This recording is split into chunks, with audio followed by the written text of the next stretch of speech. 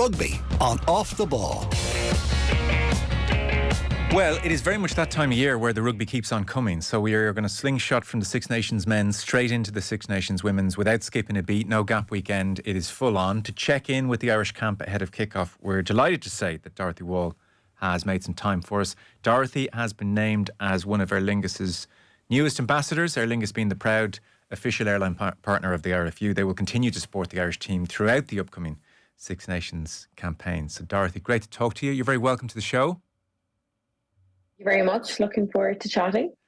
So the rumour is you're getting first class flights for life. Is that true? I don't know. I'll send you over my contract. You can have a look. Yeah. Just well, I think New York, LA, those kind of spots, if that's okay.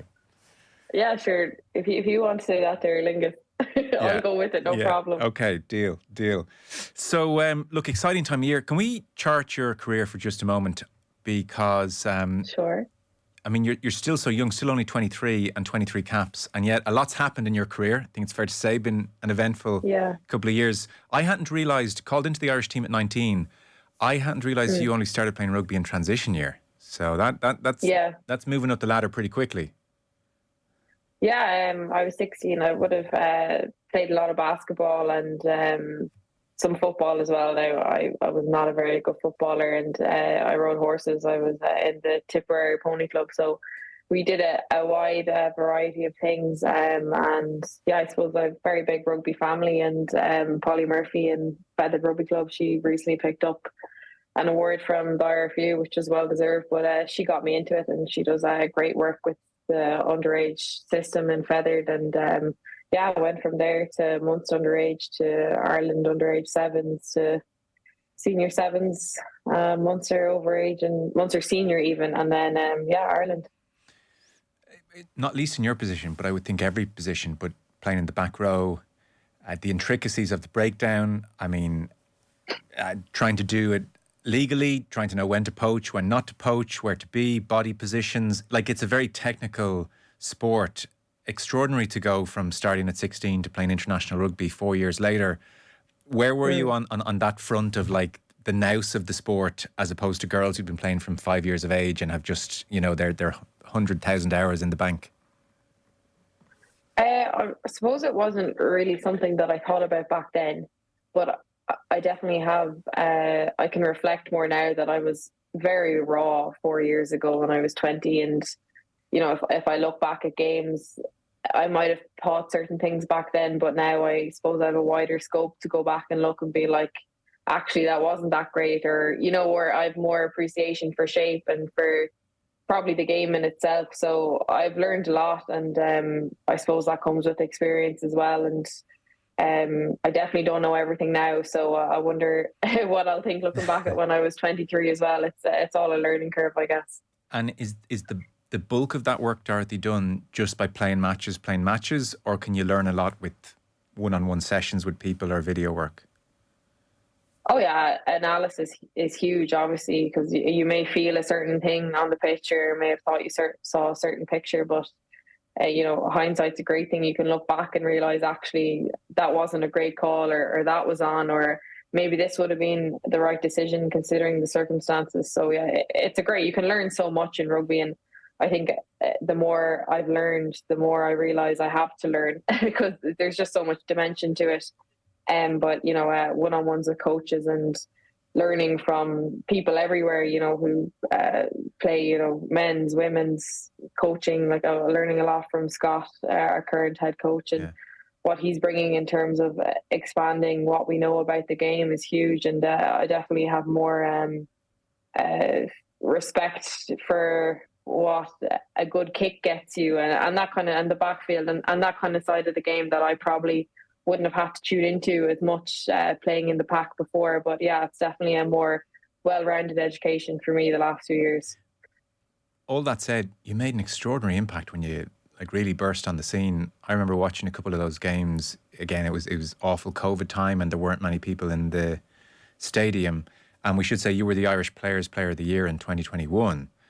Like, I have vivid memories of you making massive carries all over the pitch, off line out, set play, just in open play, just punching holes through opposition. So I don't know, maybe also in hindsight there was a certain kind of joy in the freedom of it, because you really made an impact on those games as well. Yeah, I suppose, and maybe my, being young and inexperienced, there's a great novelty in just being like, right, I'll get the ball and I'll go for it. And it's a very simple game when you think about it like that, I guess. So I suppose that rawness nearly worked to my advantage in some ways, that I didn't overthink too many scenarios. I was like, right, my job is I get the ball and I make as much gain line as I can. And I think probably now I've a more appreciation for space, and if I can draw in two people and then give a tips for us to get to width and make more gain line, that might be more advantageous. But yeah, no, it was. I really enjoyed it. Like I really enjoyed that year of rugby in 2020, and I was very fortunate to play with the players I did at that time as well. A tough period followed, missing out in the World Cup, Yeah. and then Six Nations last year just looked really difficult for the team, really miserable. A first wooden spoon for Ireland in 20 years, give or take. I vividly remember being in the TV studios, and we would go over to Nicola Friday being interviewed, and she's borderline in tears, after games, and borderline like apologising to the Irish public. And I can remember being on TV the final night when Sene Naupu was on, and Jenny Murphy and Fiona Hayes in the TV studio, and they were almost all in tears as well at just everything. Sene was apologising for not getting the team to the World Cup, and we should have done more for the younger players. Oh God, and, no, that wasn't. All of that kind of stuff. It's probably hard to explain to people who weren't following it week to week just how emotionally difficult it must have been, because it certainly looked that way, just in and around the camp. Just around the 23 Six Nations, you mean? Yeah, and on the back of the World Cup as well, it just looked like, oh God, it looked like everybody was really struggling. Like not qualifying for that World Cup, I suppose I was, very new into the team, but it meant obviously as much to me as it did all those other girls that had been there before. And I vividly remember that period of time and coming home and not knowing who I was, what I was about. Your whole purpose is taken from you in a single tournament, and I think we were just shocked, and it was dreadful, but it was definitely a learning curve, and I think it was probably really just disappointing how then the following 2 years transpired. And I suppose that accumulated to the 23 Six Nations. And I don't know if many people have an appreciation of what it was actually like in that Six Nations for us. Things weren't perfect, definitely. And it was really difficult. And I think we really had to look after each other as players. But, I know I was on the phone to my mum a lot, and I was checking in with my boyfriend, and you really needed your people around you during that time, because the media wasn't pretty, and it was just like, oh, what's coming next, and questions about our being an embarrassment to the country and stuff. And that's really tough as players to take, because it's absolutely not. If you could look at our personal journeys and what we sacrifice, and we do it happily, obviously, to play for Ireland. That was just a really tough time of being questioned about, on the professional contracts we're in and stuff like that. It was really difficult for a lot of players. But the new setup and having those wins in WXV and everything, it's a completely different environment, completely different team. Scott's involvement is all the difference in terms of his experience with winning Red Roses side over the last number of years, and the professionalism, and as I have mentioned a few times, like the rugby IQ is a huge one, and how we're being coached and how we want our systems to look. And a huge part of it for us is our training ID. Like, we compete in everything we do, so every session we do, it's a competition-based format in every sense. If it's a silly game at the start of training to get us going, and firing shots is another big thing, we want to take our opportunities in various aspects of the game. So our training ID, our culture, everything has been built from the ground up, because I suppose we were probably at our lowest ebb there. So look, it's definitely been the happiest I've felt in this setup, and probably the greatest sense of belonging I felt in the last 2 years, for me anyway. Okay, well, that's great to hear, because I did see as well, so you're referring there to Scott Beman, the new coach who's come in. Yeah. And then I saw as well, a slightly clunky title, but I'm sure very important, High Performance Culture and Leadership Lead. Sean Ryan is his name. So I was reading, was appointed to the role on the back of a culture and leadership review in the wake of last year's Six Nations. So again, getting past all the corporate language, that suggests that you guys felt we need to address our culture. We need someone to come in and help. That things are not the way they should be, is what I read into that. Yes. Yeah, no, you're right. Things were not the way they should be. And Sean Ryan is our bread and butter now at this stage. He was such an important man in turning that around for us. And I'd say we're still in the, like, our culture and everything, we turn that around. But I suppose the real test is when we can perform in a Six Nations, because obviously that's a completely different beast in comparison to WXV3. Yeah. But yeah, there was stuff he's implemented, like squad buddies and stuff like that, where you have a buddy on the team that's appointed to you, and if they're your direct competition, if they're not, if they're someone you don't know that well, if they're an 18-year-old who's just been brought into their squad, they're your person, and you figure out why they're there, what makes them tick, what they're finding difficult in camp, what they love. Like, you take a vested interest in each other, so you have that bond to go on and play like you have that bond then in the coming competition. He does a lot of work with us around performance mindset and getting through high pressure moments and embracing pressure and being high performance athletes in different scenarios. So it's been really incremental to how we operated as a unit. Who's your buddy? Emer Curry. Okay, we happy with that?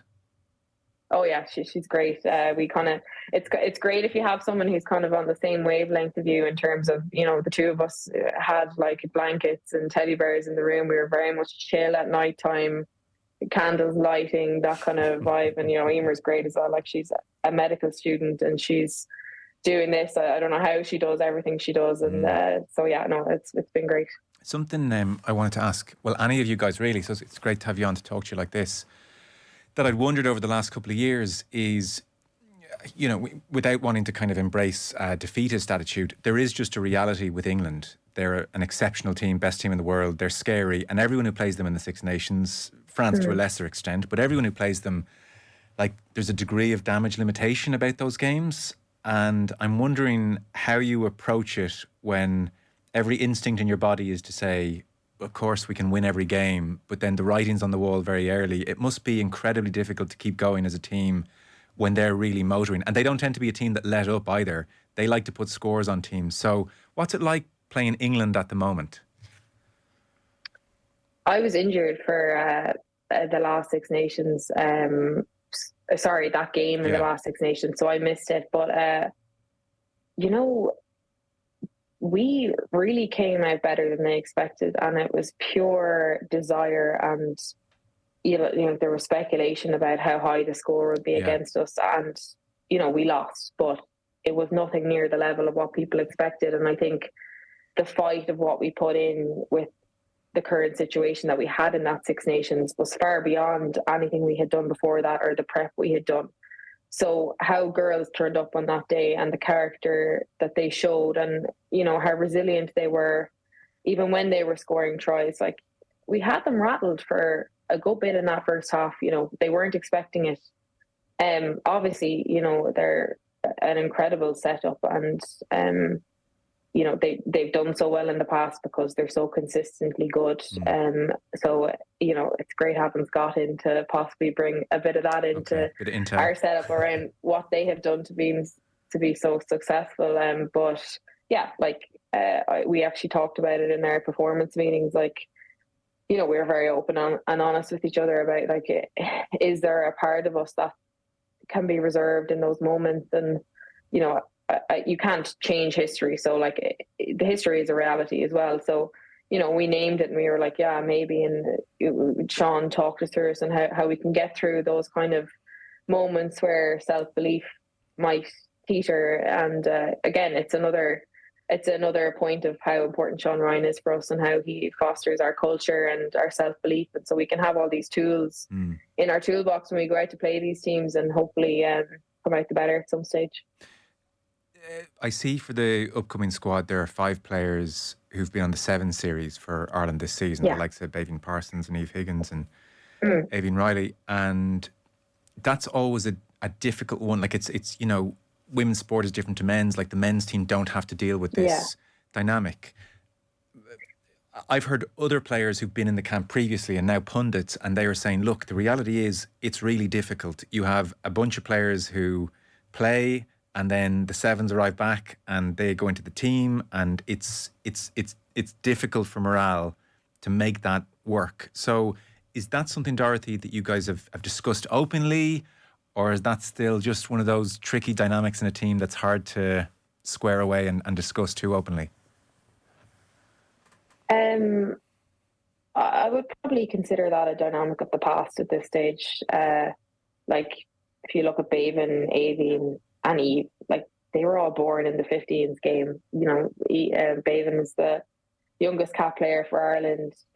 Avian's dad has been training her to be a scrum half her whole life. They're obviously very talented Sevens players as well, and like the fact that they are the type of hybrid athlete that can win a gold medal in Perth and can qualify for Olympics, good on them. Like that is fantastic. I'm a back row, second row. That's not going to be my gig, and that's fine.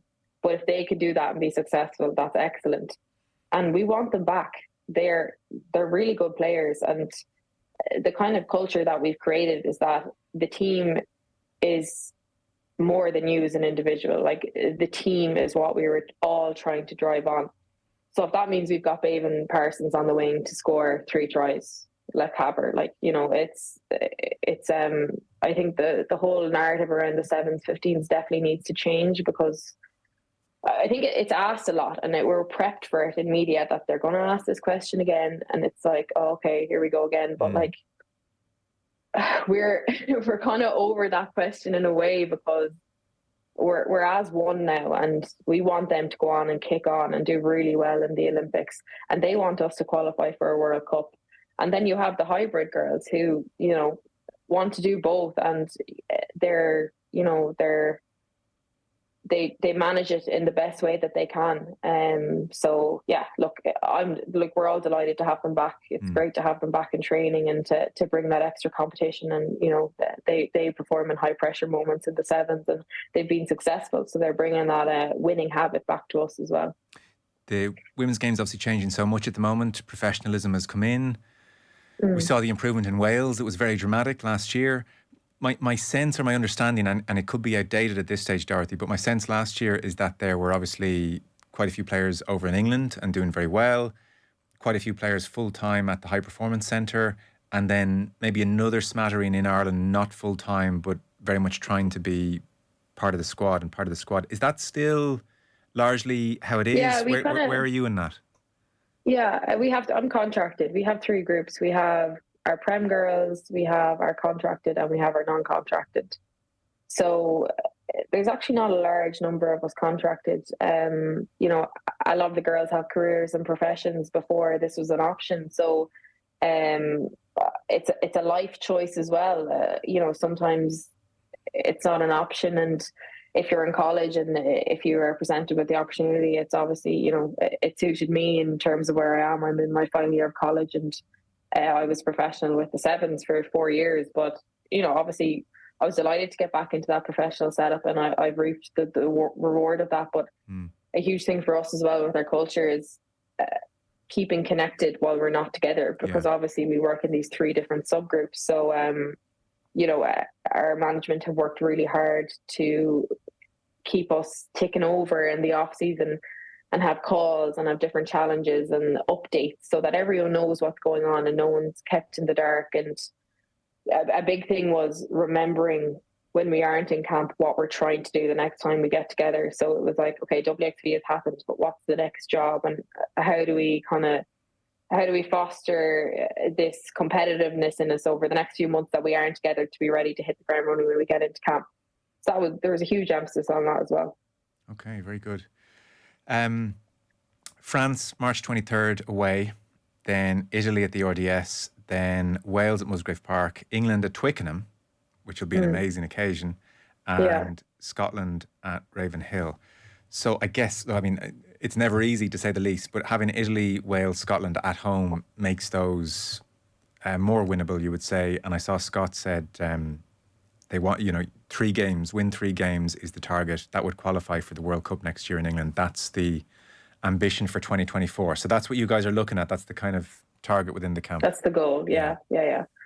Home advantage is obviously huge. I think I said earlier that 23 obviously wasn't an ideal Six Nation period for us, but you always remember the little girls that came up to you after, and they didn't care if you'd been hammered by however many points or how low you felt in that moment, or they just wanted your signature, or wanted you to take a be real, or wanted you to sign this or sign that, and it was so it meant so much in those moments to realize that actually this is much bigger than us and our current results. It's about inspiring the next generation of girls to play rugby, and to see us out there doing it in itself is huge for them. So having that home advantage means so much to see the next generation of Irish women's rugby players, and obviously family as well.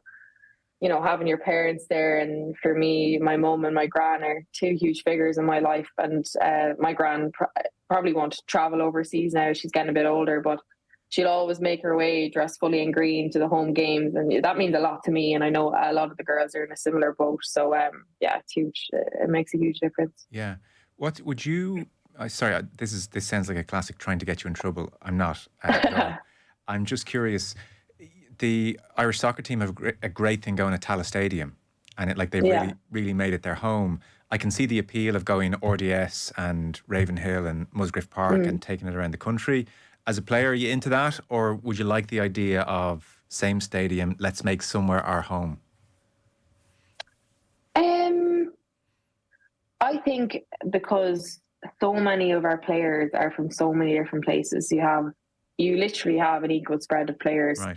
That it's important that we hit all those different locations, that we, hit Ulster for our Ulster girls, and Connacht for, that Western support. And obviously I love going down to Musgrave because, that's my Munster route, and it's where most of my family can travel to. So I do think it's important that it's dotted around the country. Okay. We've kept you more than long enough. Dorothy with us. She's, we think she should get first class flights for life. She's one of our airlines' newest ambassadors, and they are very much supporting the team throughout the upcoming Six Nations campaign. Listen, great to catch up. It's lovely to hear that there's kind of a sense of enthusiasm again and a fresh start. Yeah. So very best of luck for the Six Nations, Dorothy. Thanks for your time. Cheers. Thank you very much. Cheers. Dorothy Wall there. Rugby on Off the Ball.